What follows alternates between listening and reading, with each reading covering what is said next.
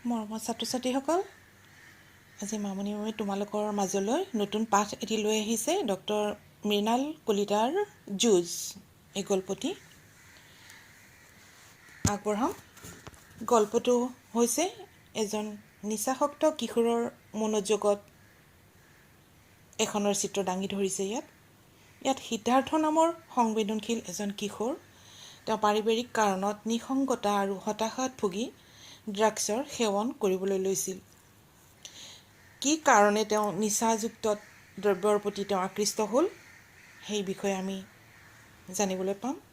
কিন্তু সেই অন্ধকূপৰ পৰা সিদ্ধাৰ্থ পুনৰ সঠিক দিশলৈ উভতি অহাৰো ইংগিতো আমি এই পাঠটোত দেখিবলৈ পাইছোঁ। কাৰণ একমাত্ৰ কাৰণ হ'ল তেওঁ বন্ধু নিৰ্মল।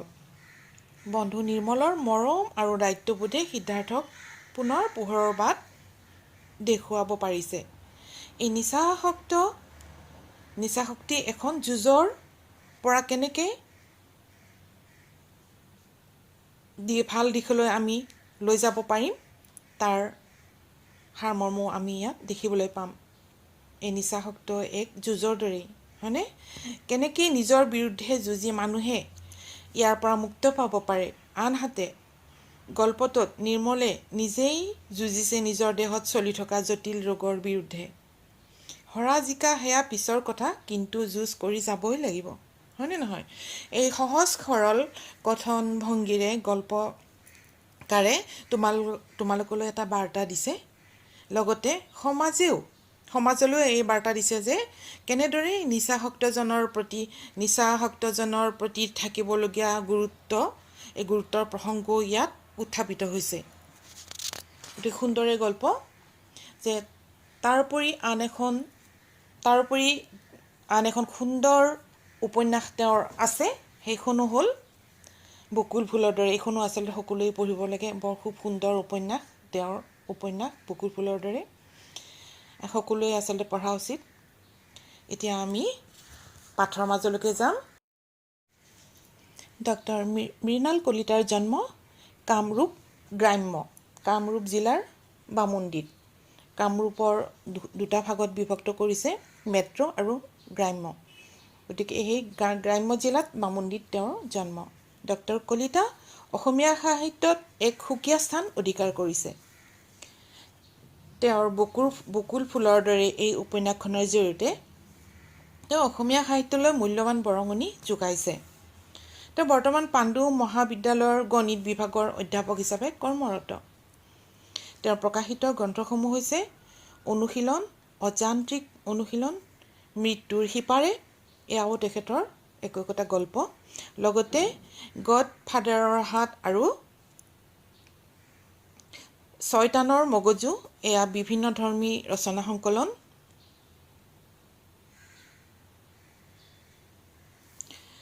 লগতে গণিতৰ বৰ্ণিল জগত, মানে গণিত বিষয়ক ৰচনা পুথি, আৰু এখন উপন্যাস তেওঁৰ ক'লোৱে মই তোমালোকক অলপ আগত, বকুল ফুলৰ দৰে।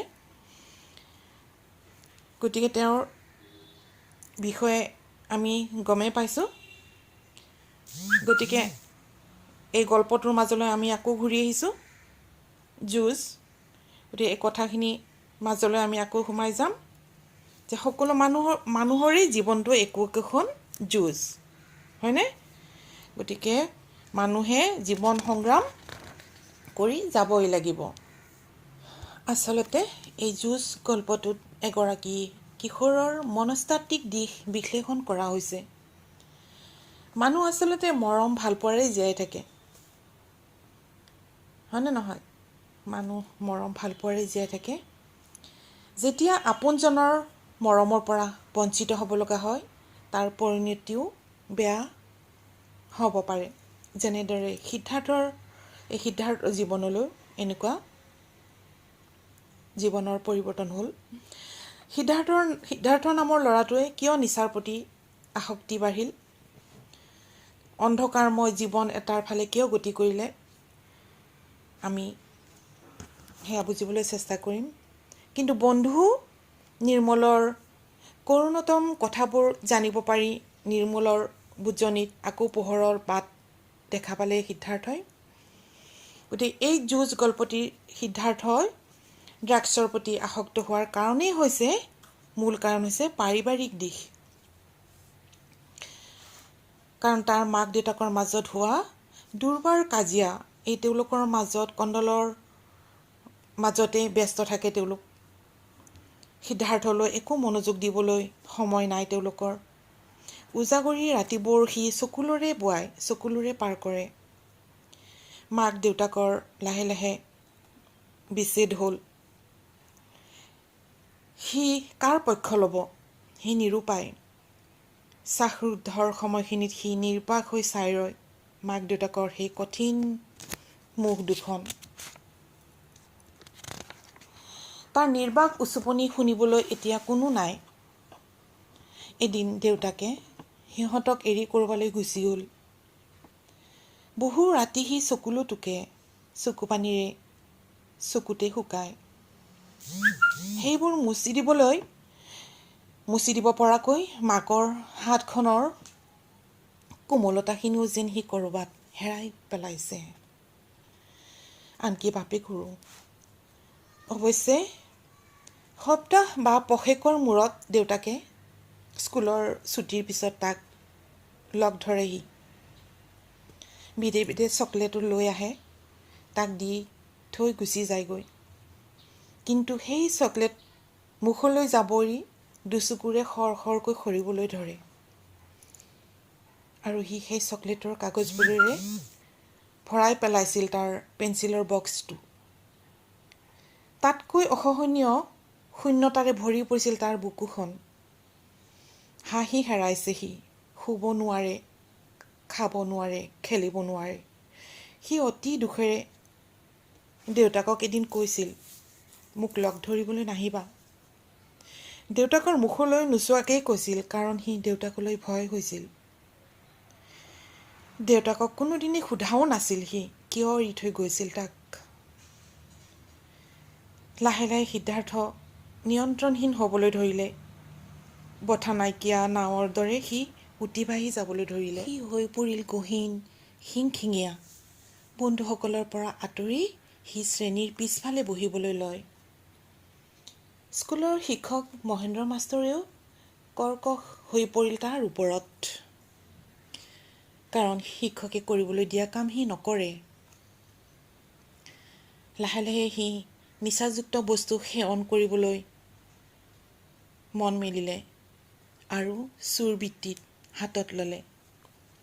স্কুল ছুটিৰ পিছত সি অনাই বনাই ঘূৰি পলমকৈ ঘৰ সোমায়হি। কাৰণ সি ঘৰলৈ যাবলৈ মন নকৰে। কাৰণ তাৰ প্ৰতি মাকৰো মনোযোগ কমি গৈছিল। হয়তো মাকৰ বিৰুদ্ধেও আছিল তাৰ তীব্ৰ আক্ৰোশ। সি মৰমবোৰ হেৰুৱাইছে। সি মৰমবোৰ হেৰুৱাই এটা বিদ্ৰোহী মন হৈ পৰিছিল। সঁচাকৈয়ে বৰ কৰুণ এই চৰিত্ৰ। সি বিচাৰিছিল এটা অৱলম্বন, নিৰাশ্ৰয় হৈ বিচাৰিছিল কাৰোবাৰ আপত্য স্নেহ। সেই সময়তে লগ পাইছিল এজন পাণ দোকানীক। দোকানীজনৰ সৈতে বহু সময় কথা পাতিছিল সি। দোকানীজনৰ সামান্য মৰমত উঠলি উঠিছিল সি। তাৰ বুকুখন দোকানীজনৰ অলপ মৰম পোৱা নিচিনা অনুভৱ হৈছিল তাৰ। এদিন দোকানীজনে তাৰ হাতত তুলি দিছিল এটি চিগাৰেট। প্ৰথমতে সি খাব খোজা নাছিল। দোকানীজনে তাক প্ৰলুব্ধ কৰিলে, খাই চোৱাচোন, তোমাৰ বহু দুখ কমি যাব, মনটোও ভাল লাগি যাব। কপা কপা আঙুলিৰ ফাঁকেৰে চিগাৰেটডাল লৈ সি মনৰ ভিতৰত বিচাৰি ফুৰিছিল এনে এখন মুখৰ ছবি, যিখন দেখিলে সি অনায়াসে পেলাই দিব পাৰে সেই চিগাৰেটডাল। সি বিচাৰি পোৱা নাছিল। দোকানীজনে তাৰ ফালে চাই মিচিকাই হাঁহিছিল। হাঁহিটো যেন তাৰ ভাল লগা নাছিল। কিন্তু তাক সাহস দিবলৈ, তাৰ কান্ধত হাত থবলৈ নাছিল স্নেহময় হাতৰ স্পৰ্শ। সিদ্ধাৰ্থই বুজিছিল চিগাৰেটত মিহলি হৈ আছে নিষিদ্ধ ড্ৰাগছ। ড্ৰাগছৰ এই ভুল পথে মানুহক অকাল মৃত্যু আৰু অপৰাধ জগতলৈ যে টানি লৈ যাব পাৰে, সেই কথা তাৰ মনলৈ কেতিয়াও অহা নাছিল। সি আকৌ এটা চিগাৰেটৰ বাবে পাগলৰ দৰে হৈ পৰিছিল। হাত ভৰিবোৰৰ কঁপনিবোৰ বাঢ়িবলৈ ধৰিছিল। উপায়বিহীন হৈ সি মাকৰ সোণৰ খাৰু চুৰি কৰি হ'লেও ড্ৰাগছৰ সেৱন কৰিবলৈ সংকোচবোধ কৰা নাছিল। আনকি স্কুলৰ প্ৰশান্তহঁতৰ বেগৰ পৰাও টকা চুৰি হ'বলৈ লৈছিল। লাহে লাহে নিৰ্মলে সিদ্ধাৰ্থক ড্ৰাগছৰ জগতখনৰ পৰা কেনেদৰে আঁতৰাই আনিব পাৰি সি চিন্তামগ্ন হৈছিল। আৰু লাহে লাহে নিৰ্মলে সিদ্ধাৰ্থক এই ড্ৰাগছৰ জগতখনৰ পৰা আঁতৰি জীৱনৰ প্ৰকৃত যুঁজখনত যুঁজিবলৈ প্ৰেৰণা যোগাইছিল। আৰু নিৰ্মলে দোকানীজনক ভাবুকি দিছিল এনেকুৱা কাম নকৰিবলৈ।